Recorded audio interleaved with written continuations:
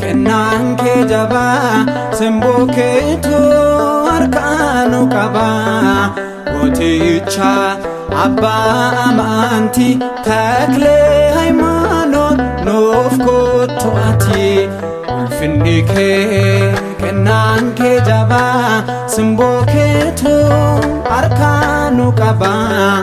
goticha abba amanti takle haymanot nof kotoati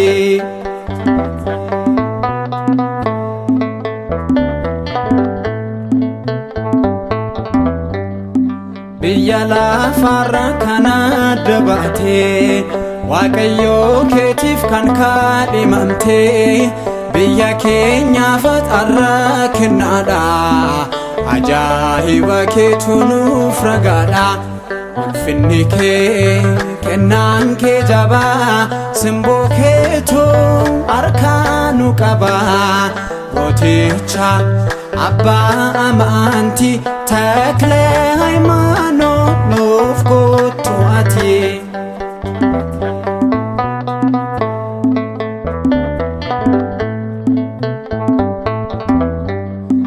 kabaja waaqatu si badhaase ebba kee hunda keenyaaf facaase mana kee jiraanna nus kanaafi fakuun kee arras humna qabaafe ulfinni kee kennan kee jabaa simboo keetu harkaanu qaba gooticha abbaa amantii takle haymanot nuuf kottu ati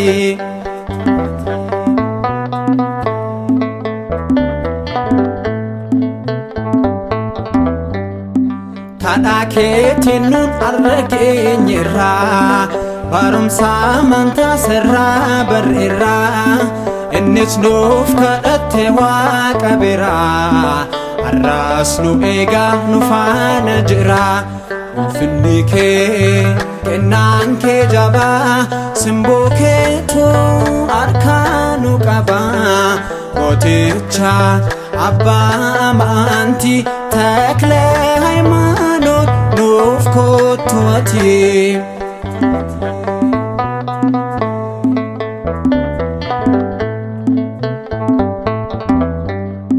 nutis jabaanne akka dhaabannu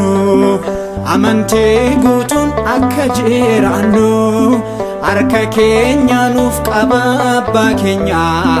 siinsi ilaallee jabaanne teenya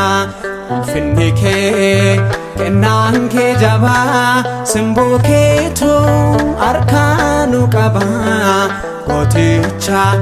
abbaa amantii takle haymanot nuuf kottu ati